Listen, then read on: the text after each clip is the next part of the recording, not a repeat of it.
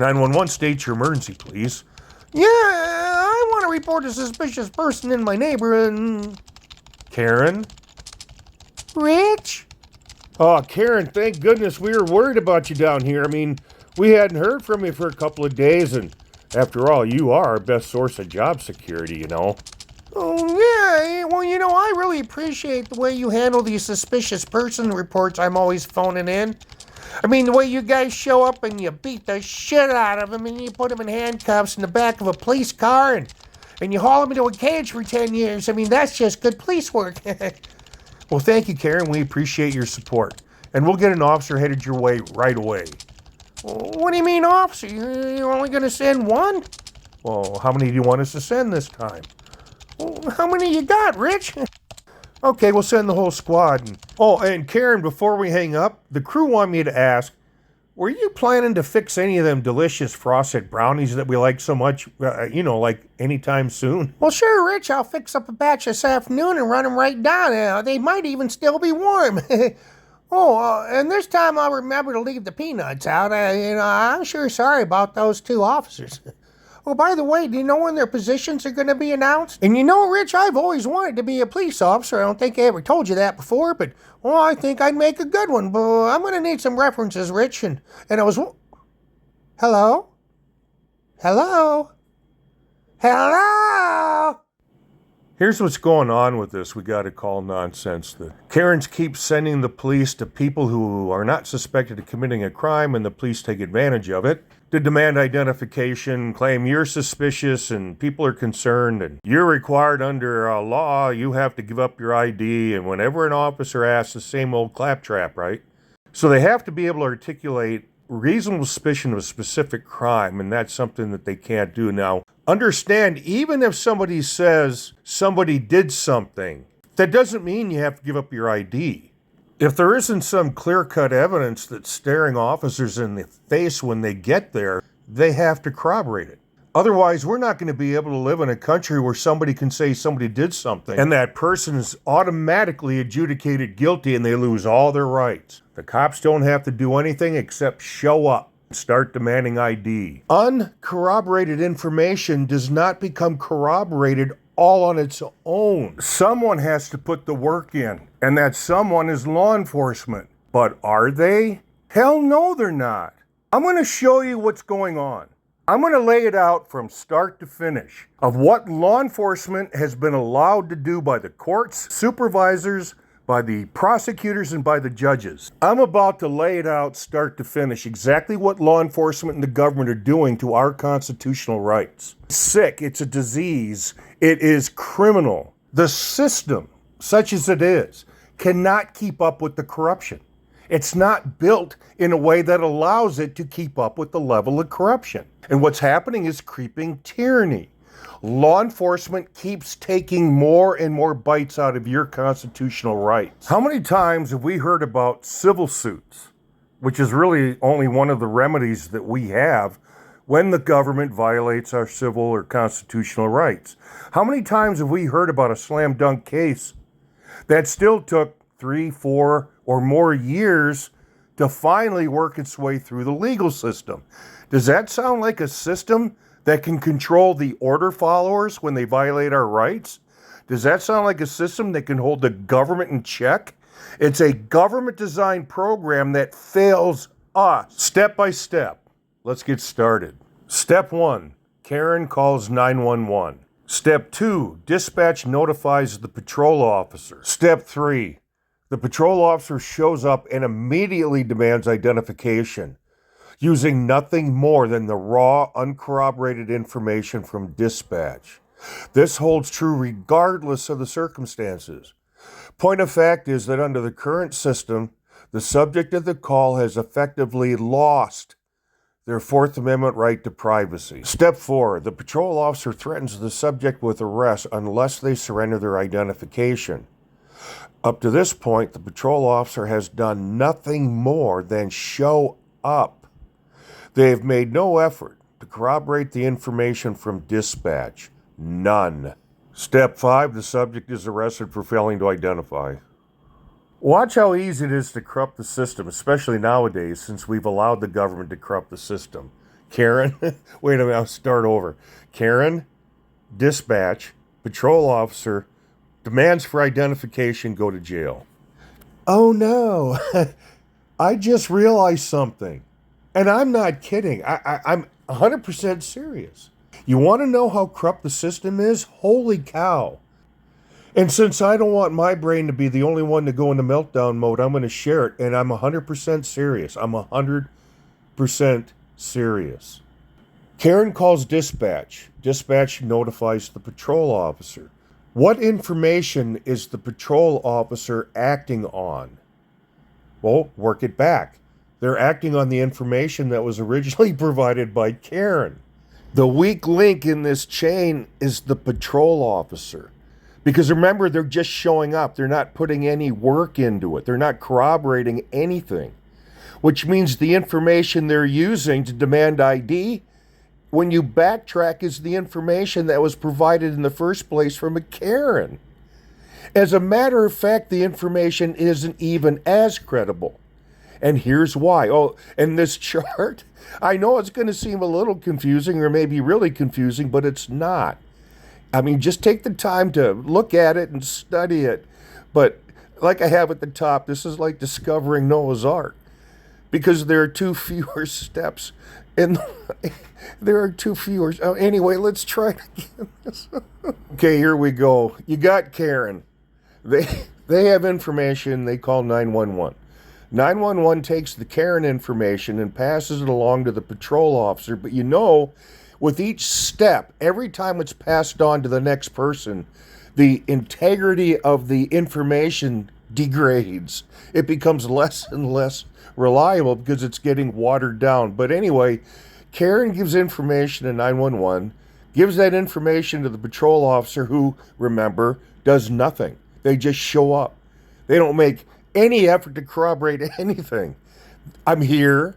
We got a call. You lost your Fourth Amendment rights, and now I need your ID. That's it. Karen to 911, same information. 911 to the patrol officer, same information. Patrol officer to whoever it is they're dealing with, the same information that they're using to demand ID, and then arrest people if they don't give up their ID. Okay? I mean, that's what we're used to seeing now. But here's the point I want to make. Both the top and bottom lines of communication, they both start with Karen. And where do they end? They end at the very same place. Because the information never changes other than the watering down process. But it goes from Karen to the demand for ID and the arrest if the person doesn't ID. But you notice that when you take out the 911 and the patrol officer, you're using the same information, so there's too fewer steps in the bottom line of communication than there is in the top line to reach the same place that both originated from Karen. I know. Oh my God, this connection is more credible. Fewer steps means it's more reliable because there are less steps to water it down. But they're using the same information because of the patrol officer. They're lazy. They don't do anything to corroborate anything. You see, that's the point. The credibility, such as it is, remains the same more or less from Karen to the demand for ID and potential arrest. Except the top line has more steps, which makes it even less credible than the bottom one. Why? Because the bottom line of communication has too fewer steps to reach the same place or the same conclusion. You know what? We're going to have to watch this video because you're going to... These guys... You know, it's a good thing that I draw a really high-paying salary to do this. Anyway, we're going to watch the video and we'll let it kind of speak for itself. And you've seen the video. I mean, I think the whole world's seen it at least twice. Doesn't matter, not at all, because it has the information we need to back up what we've been talking about for the last 10 minutes. The scene is Mr. Bulldog's out engaged in public photography. He's not bothering a soul, but someone called the police. A Darren or Karen called the police. So they show up and they do their typical police thing. They make a false arrest for failing to ID. Excuse me? All right. How can I help you? Is there a reason you're just walking around recording? Is there a reason I'm doing a job? Yeah, to make money. Okay, people have just been calling, just thinking it's kind of weird. It's journalism. I'm sorry. Is that what you're doing? Yeah, it's protected under the First Amendment, so... I'm not saying you're not... Sorry about that. All right, but hold on. Hold on. Am I being detained? Yeah, right now. For what? For which crime? So I'm further investigating why you're walking around. What crime? That's not a crime. Walking around Okay, isn't a crime. You have to articulate a crime before you can Okay, but I detain me. could also detain... Supervisor. Supervisor, okay. Yeah. You can't detain just anyone. You have to articulate a crime. I can detain You're anybody incorrect. while I further investigate. Get your supervisor and let's find out. Okay. Okay. Oh my God. He's been detained so she can investigate why he's walking around. I thought he told her why he's walking around. See, this isn't about good police work. We know that. And people who think this is a free country, I've got something I want to say. Stop saying that. Name and badge number. Officer Ashley Lance, Jacksonville. You just read your supervisor. Badge number 861. Thank you. Do you have your ID on you? I do not. She's just requested ID, so now this is the break point. Let me ask you this. How do you think this is going to fall out? Is she going to simply ask, or is she going to start demanding? I don't even know who complained. It came out as anonymous. This is a constitutionally protected activity. Oh, I see. It's an anonymous report that she received over the radio or the computer. So she hasn't talked to anybody. She's only acting based upon the squelch of a radio. For all intents and purposes, a police officer who bases a stop and detention solely on a call for service is using either the squelch of a two-way radio or the ringtone of a cell phone as reasonable suspicion of a crime. This is exactly what we're seeing play out in the video and what's ultimately going to lead to Mr. Bulldog's false arrest for failing to ID. Sir, I'm not saying you're not allowed to report. You are. By your presence here bothering me while I'm working is telling me I'm not allowed to do this. Okay. I'm sorry you feel that way. Okay. But I'm investigating why we're getting calls about someone walking around. Walking around isn't a crime, though. For the record, Mr. Bulldog's doing a fantastic job, but the problem is he's dealing with an idiot cop. She just said that she's investigating the reason they're getting calls. Okay, if that's what you're investigating, officer idiot, that means you're supposed to go back and talk to the person who made the call. Oh, that's right, you can't because they're anonymous. Crime, though. I never said it was a crime, but I still have you the right to no, detain. you do not. Okay. So I'm being illegally detained right now, is what you're telling me. That's what you want to say? Okay. Sure. Okay.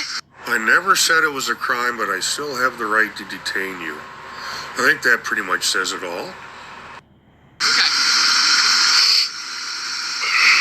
But you're not identifying yourself? You're refusing? What crime have I committed? So at the end of the day, if law It's not the end, it's the beginning. Listen to me for a sec. So if law enforcement requests your identification, right? Your name, your date of birth, your ID card, your driver's license number, you are obligated to give that to law enforcement. No, you're not. Okay. Not unless you Yes, can well. articulate a crime. So I can articulate that this Walking is around is not... behavior. Suspicious isn't a crime. Okay, but it is something we have to investigate. It's not a crime, so I don't have to comply with anything. I don't have to help you in your investigation. Okay. Well, I'm asking you to identify yourself. You are refusing. I haven't committed a crime. That doesn't matter. You It still does have to matter. No, identify I do yourself. not. Okay. You are incorrect. Okay. Raise your hand if you know more about making a lawful Terry stop than this officer idiot. And when her supervisor shows up, he starts the same thing. Suspicious activity, put your hands behind your back. No one articulated a crime. There is no crime to articulate, but they went after his ID because at the end of the day, they are goose-stepping Nazis and they're paper checkers. These people are evil. They're evil and dangerous. You notice that 99% of the times when the cops show up in a situation like this, which side do they pick? Liberty or tyranny? Liberty or tyranny? Which side have they picked? They don't even try. All they know is how to make an arrest. It's the way they're trained. It's the way they're programmed. It's the way they're supervised, and it's the way they're evaluated. Lives are ruined because they don't know their job, but we're the ones who pay the consequence. Enough of this bullshit. Enough.